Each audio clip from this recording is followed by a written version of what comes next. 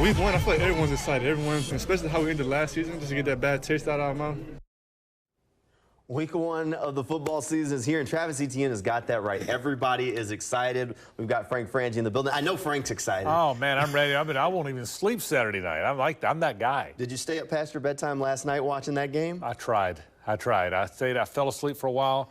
Woke up at the end. All you need to see is the end, right? So I woke up at the end. You needed to see the toe on the line. Football season is back. The Jaguars start their season on Sunday against the Miami Dolphins, and this is going to be a big one. You heard it from Travis Etienne to start the show.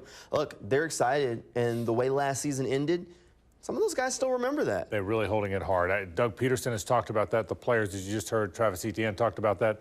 They have not let it go, and that's a good thing. They took it hard. They were 8-3. You all know the numbers. They were 8-3.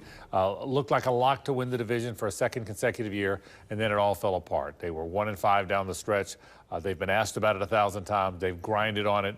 Nobody has forgotten that, and I'm glad Travis talked about it because they're all talking about it, and I think that will serve them well. I think it's not redemption against one team. It's playing better than we did down the stretch, and they've all talked about it. This is a first step. It is a big step, but it is the first step, and one that the Jaguars know is important for the overall year. I mean, every week's crucial. You just never know down the line. You know, it's early. It's week 1, and you think you got 17 games, but at the end of the season, you never want to be in a position, think of last year, for example, where you look back and, yeah, of course, we finished the season bad, but you also look back to the beginning and you're like, man, we let some games slip early that would have gave us even more room at the end of the season. So it's really important. You know, obviously this is an AFC team too, so that's important.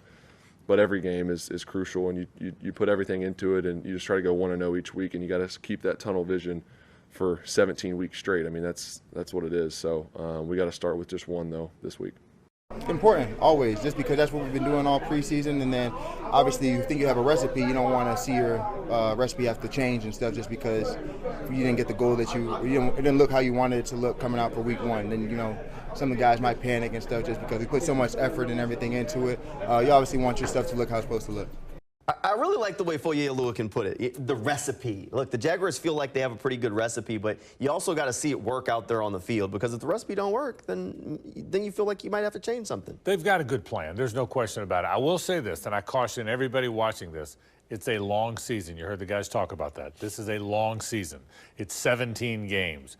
Don't get too high if you start 3-1.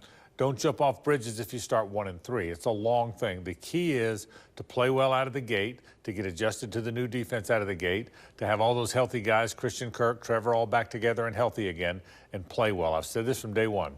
Play well. This is a good team. They've got a good roster. It's the best roster, I think, in 10 years, if not more. It's a really good roster. Play well out of the gate. Don't get too caught up in what happens if we lost and how good are we if we won. Play well, and I think they will. All right. Now, this is a big test. Jaguars are going against the Miami Dolphins. The Dolphins have maybe one of the most potent offenses in the NFL. That's one way to describe it. But the way the Jaguars would describe it is one very simple word: speed. Speed kill. You know, we have an explosive offense that allows, them to put points on the board. So you trust in your game plan to stop explosive plays that keeps you in games and puts you in winning situations. Speed. And a lot of misdirection, a lot of motions and shifts. Obviously they do a great job with that in their run game as well. And it kind of can cause you to just distort your eyes a little bit, right? And get off your cues. And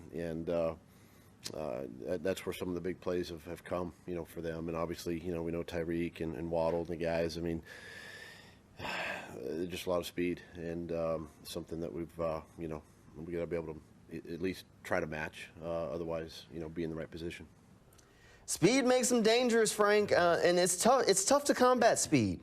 They led the league in offense a year ago. This was the best offense in the league, first in the league in offense, second in the league in scoring offense. They get up and down the field, there's no question about it, and it is that speed. The interesting thing to watch is Ryan Nielsen, in his history, certainly in Atlanta when he was the coordinator, likes to play that man coverage, likes to play a lot of man. I don't know that you can do that against the Miami Dolphins. Now, we'll see. We'll see, A, if that's his tendency in Jacksonville, and B, whether or not you do it or not. But the one thing you can't do is get beat over the top. The one thing the fast teams do is they beat you over the top. You can't get beat over the top. Yeah, they have to find a way to combat those guys. Tyreek Hill is a guy that is very popular amongst fantasy football circles for a good reason, because he was so fantastic a year ago. He is so fast out there on the football field, and somebody is going to have to find a way to cover that guy. You know what's good about him? He's quick and fast. Yeah. You see a lot of these slot receivers who are quick, but they don't have that straight-ahead speed. And then you see the outside guys who run by everybody, but they're not changing direction guys.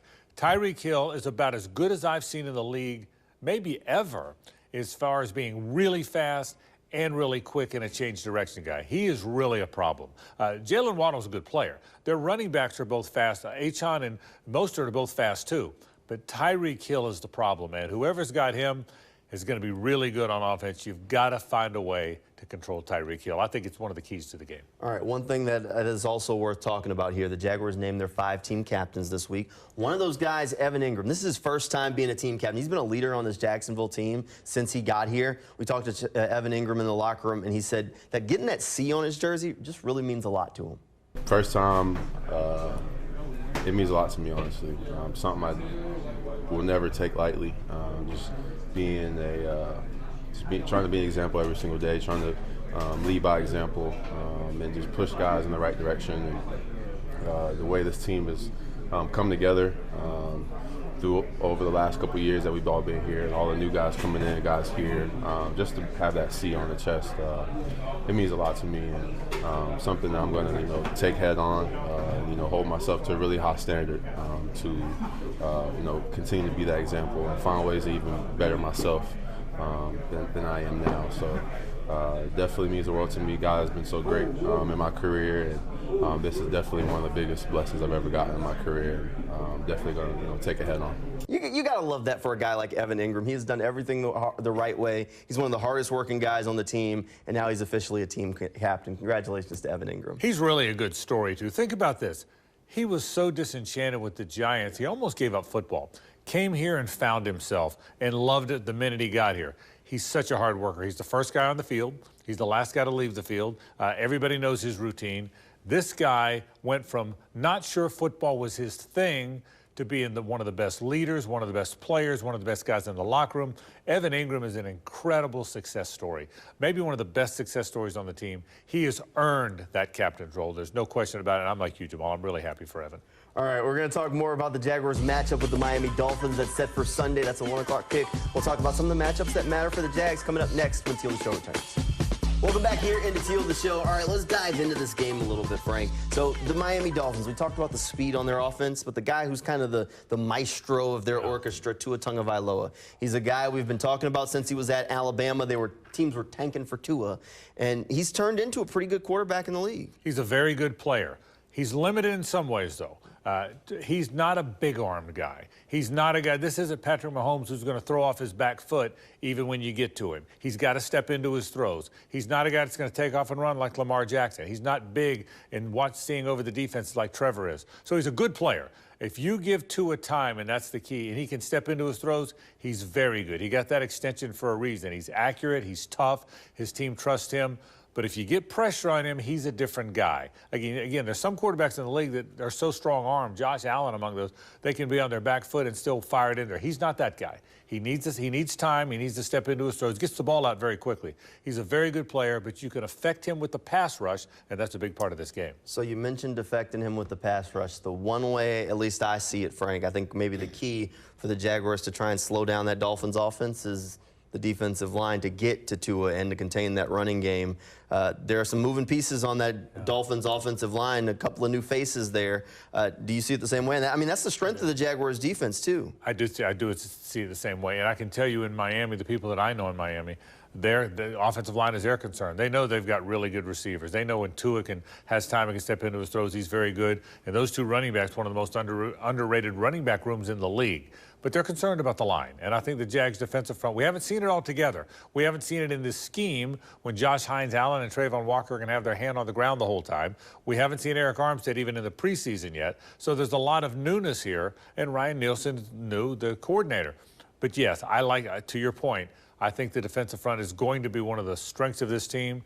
Look, your two ends combined for 27.5 sacks last year, and they're only going to get better. They're young guys. I love the Jags defensive line against the Miami offensive line. That's an important matchup, and I think it's favored Jags. All right, let's flip the script to the Jaguars offense, Frank. There are going to be some new pieces that Trevor Lawrence is going to be throwing the ball to. We've been talking about Gabe Davis, and we've been talking about Brian Thomas Jr. This is going to be their first real game with the Jaguars with Trevor Lawrence out there trying to deal to him. It's key to see if they're on that same page, because it does take time to build that sort of relationship that you see between Trevor and Evan Engram, or Trevor and Christian Kirk. No question. And I don't think Trevor to Gabe or BT, Brian Thomas Jr., is going to be the same as those other two. But I do think this. They can change the team. We've said this all along. If Brian Thomas Jr., that speed is real, man, and if he can get down the field and he can give opposing defenses concerned that he's going to get down the field, that opens up that crossing route to Christian Kirk, which is so deadly. That opens up that kind of mid-range game where Evan Engram catches so many passes. So Brian Thomas Jr., if he can catch a deep one early in this game and catch a few deep ones early in the year, that will change how people defend the Jaguars. That's why he is so valuable. My guess on Brian Thomas Jr. is he's not going to catch as many passes as Christian or Evan, but he's going to catch some big ones, and he's going to catch some long ones. And the same with Gabe Davis. Both those guys average over 17 yards per catch, either in college for Brian or with the Buffalo Bills for Gabe Davis. They're deep threats, and the Jags need deep threats. All right, we're getting to the point where I'm going to ask Frank who he thinks is going to win this game. I'm asking him to pick it here in just a second. But before I do that, I want to ask you one more. Frank, if you had to pick on the Jaguars offense, them to have a better day running the ball or throwing the ball, which one would it be? Well, that's a great question, because I do think they're going to have balance. I think the numbers will show up that they're going to throw the football. I think that's who they're going to be. But I love the way they run it. I love both backs. Travis Etienne, you've heard me say this, Jamal, I think he's one of the best 5 to 8 backs in the league. I think Tank Bigsby had such a good offseason and such a good preseason. He's going to run the ball well. But I think the Jags are going to be a passing football team. It's a passing league. Yeah. We all know it's a passing league. We saw last night the Chiefs, as good as Isaiah Pacheco is, and he's a terrific running back, he really is, it's a passing league. And they've won back-to-back Super Bowls because they got the best passer in that league. So I think it's a passing league. I think the Jags will throw the football. It's definitely a passing league, but when you're going against an offense like the Dolphins, sometimes you can run the ball to play a little bit of keep away. Yeah. Maybe a little bit of keep away. Could be a day for Travis Etienne. We'll keep an eye on. All right, Frank, what do you think? Week 1, you think the Jaguars roll the 1-0 and we're having a victory Monday next week, or do you think it's a tough one? I think it is a tough one. I think the Dolphins are very good. The Dolphins were 11-6 last year. They finished second at 11. It's hard to win 11 games. They finished second in a really good division. I think the Jags are going to beat them. I think there's something there. I think the Jags are going to go on the road. I like the way they match up. I think this is a special Jaguars team. If you had asked me yesterday, I said the Dolphins. I had the Dolphins the whole time. I've had the Dolphins until we got to Friday. But my gut tells me Jacksonville wins. It's just a gut feeling. I think Jacksonville's going to beat the Miami Dolphins in a matchup of two playoff teams in my mind. I think they're both very good teams. I think it's a tough challenge. I'll take Jacksonville. Yeah, I think these are two playoff teams. I think the Dolphins are tough. Me and Frank are split on this one. I actually think the Dolphins are gonna. I think it's gonna be a close game, but I do think the Dolphins get the win. We'll see if the Jaguars can pull it out, though. Hopefully, we can have a Victory Monday episode next week, and that'd make it a good start to the season for the Jaguars. Hey, Frank, thanks for being here. Thank you at home for tuning in. Good night, everybody, and go Jags.